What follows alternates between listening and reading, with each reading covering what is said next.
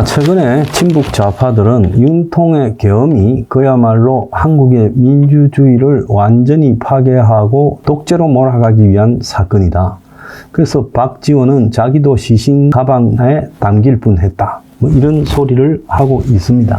자, 윤통의 어설픈 계엄 이 부분과 이재명이 최근에 행하고 있는 저런 정치 행태 둘 중에 어떤 것이 더 독재에 가까운가? 저는 시청자 여러분들한테 한번 물어보겠습니다. 윤석열이 독재에 가까운가? 이재명이 독재에 가까운가? 윤석열은요, 밑에 자신의 신복이라는 군부 사령관들도 제대로 통제하지 못했고, 그야말로 계엄을 했다고는 하지만은 엉망진창 그냥 말뿐인 계엄을 했어요. 뭘 제대로 장악한 게 하나도 있어요? 그런데 이재명은 지금 일국체제로 당을 장악하고 또 한국의 친북 좌파 사회단체들을 장악하고 기타 작은 좌파 정당들을 다 장악하면서 야권에서는 그야말로 여태까지 보기 드물었던 김대중 조차도 하지 못했던 일극체제를 완성시키고 자신에게 대들거나 달라드는 사람들에 대해서는 가차없는 숙청을 해왔어요. 그래서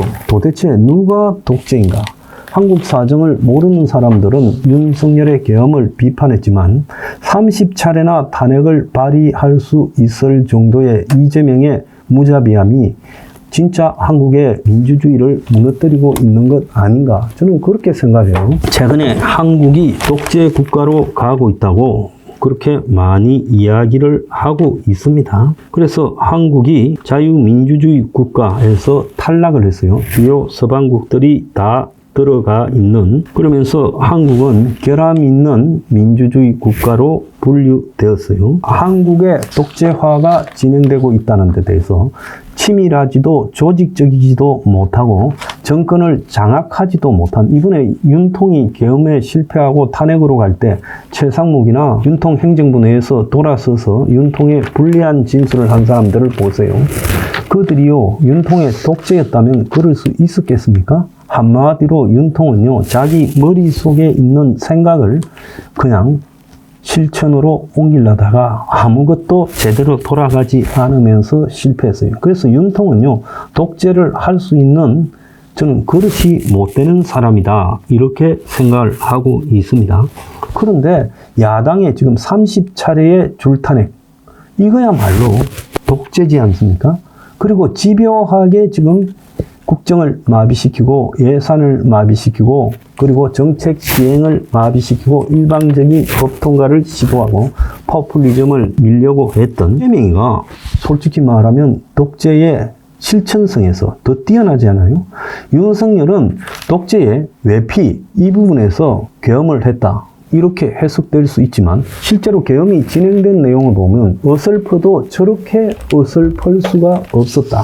그래서 독재를 할 만한 실질적인 구조를 가지지 못한 사람이고 어떻게 보면 욱해서 계엄을 한 걸로 볼 수 있어요. 근데 이재명이는 지금 대통령에 떨어지고 난 이후 지속적으로 당내 민주주의를 훼손하며 정적들을 작년 총선 공천에서 탈락시키고 일극체제를 만들고 심지어 국회 체포 동의안이 됐음에도 불구하고 대표 사표를 던지지 아니하면서 지금까지 당을 자기 중심으로 끌고 왔고 자기가 설정한 윤통 임기를 채우지 못하고 쫓아내야 되겠다라는 그 탄핵몰이 그리고 각종 특검몰이 여기에 윤통이 결국 당에서 무너졌어요.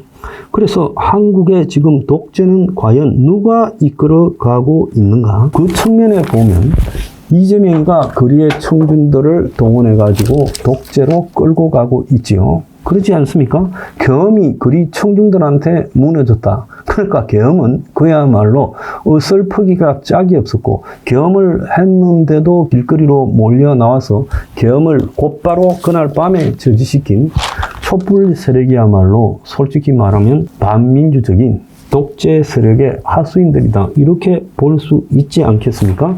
그래서 민주주의가 위기를 맞을 때 등장하는 파시즘은요, 대중의 지지가 기반입니다. 윤통이야요, 솔직히 말하면 대중의 지지도 별로 없었죠. 막판에는 10%대로 떨어졌잖아요. 그런데 좌파의 거리 우중들을 동원한 파시즘이 하도 심하니까 거기에 대한 반발로요. 1월달 넘어서 대중 보수 외국 시민들이 거리로 나오기 시작했죠. 자발적으로요. 이재명은 명령 체계를 동원하고 있잖아요. 지금 광화문에 한동안 뜸했던 좌파 시위가 요 근래 일주일도 넘게 광화문에서 지속되고 있는 것도 그야말로 이재명 독재의 동원성을 보여주는 것 아니겠어요? 그래서 민주주의와 파시즘은 대중의 지지가 있어야 된다라는 어떻게 보면 동전의 양면 같은 부분이에요. 민주주의도 대중의 지지를 통해서 이루어지고 독재도 대중의 지지를 통해서 이루어진다는 겁니다. 그래서 이번에 국민들은 알았을 거예요. 한국의 민주주의, 자본주의가 매우 위태로운 시스템이었다. 한국의 법치주의와 한국의 공권력이라는 것도 매우 위태로운 수준이다. 한국의 최후의 헌법 해석기관인 헌재도 매우 위태로운 수준이다. 그래서 한국의 모든 국가 운영 시스템이 위기에 왔고 이 국가 운영 시스템 위에 거리의 대중들이 있다. 이렇게 해석해야 되지 않겠습니까? 지금 트럼프가요, 3번째 임기도 한번 해볼까라는 소리를 갖다가 슬슬 흘리고 있고, 그야말로 판사의 지시도 듣지 않고 지 맘대로 하고, 지 맘대로 외국의 땅을 넘보고, 그야말로 미국에서는 트럼프라는 자 앞에 미국의 오래된 민주주의의 모든 전통과 또 모든 국가 시스템이 다 무너지고 있어요. 이재명이가 지금 자기가 대통령이 되고 윤통이 탄핵될 때까지 시간 끌는다고 변호사가 법원에 송달 서류를 안 받으려고 패문부재로 지금 여러 차례 송달 서류 접수를 안 하고 시간을 끌고 있는 거, 법관 기피 신청을 내는 거, 권한쟁의 심판 신청을 내는 거, 헌재에 위헌 법률 신청을 내는 거, 이런 이재명의 행태야말로 그야말로 독재자들이 법을 무시할 때 나타나는 대표적인 행위고, 이재명이가 다른 야당들, 군소 야당들을 자신의 똘마니처럼 거닐고 툭하면 5 야당을 몰아서 같이 싸우는 척 하잖아요. 최상목이 탄핵 신청에도 보면 5개 야당이 같이 가세했잖아요. 그래서 이재명과 그의 위성 정당이지, 그 조국당이나 뭐 진보당이나 이런 것들이 제대로 된 정당이라고 할 수 있겠습니까? 그래서 국민들은 윤의 독재 때문에 지금 국민들이 들고 일어났다는데, 윤은 지극히 준비되지 못한 어설픈 계엄을 했고, 실질적으로는 이재명이가 그 계엄 실패 이후에 거리의 대중들을 동원해서 탄핵몰이를 하고 또 대중들을 통해서 탄핵을 기정사실화하고 법을 무시하면서 자신이 법원에 걸려있는 리스크는 다 빠져나가면서 조기 대선에 당선돼 가지고 가려고 했고, 심지어 헌법에 있는 탄핵 소추에 대해서 소는 기소, 추는 재판이라는 개소리까지 하다가 망신을 당했지만 여전히 자기가 대통령이 되면 재판은 있을 수 없다라고 국민과 다른 시각을 끌고 가고 있어요.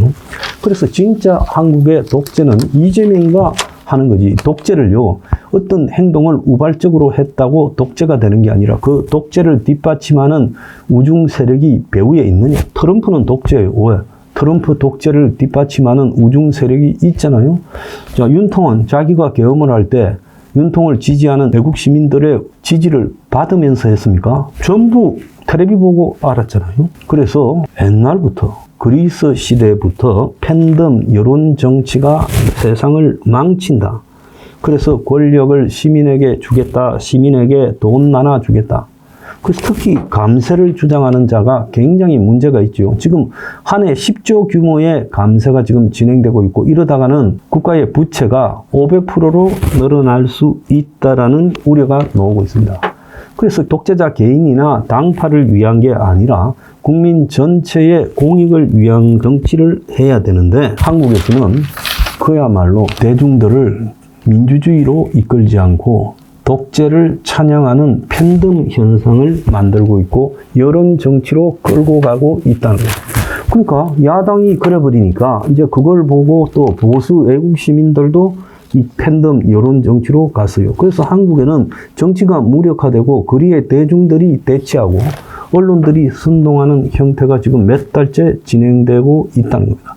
여기에서 우리가 물어보는 것은 과연 팬덤 정치를 누가 하느냐? 대중의 지지를 바탕으로 하는 독재를 누가 하느냐? 이재명이냐, 윤석열이냐? 누가 더 위험하냐? 물어보고 싶습니다.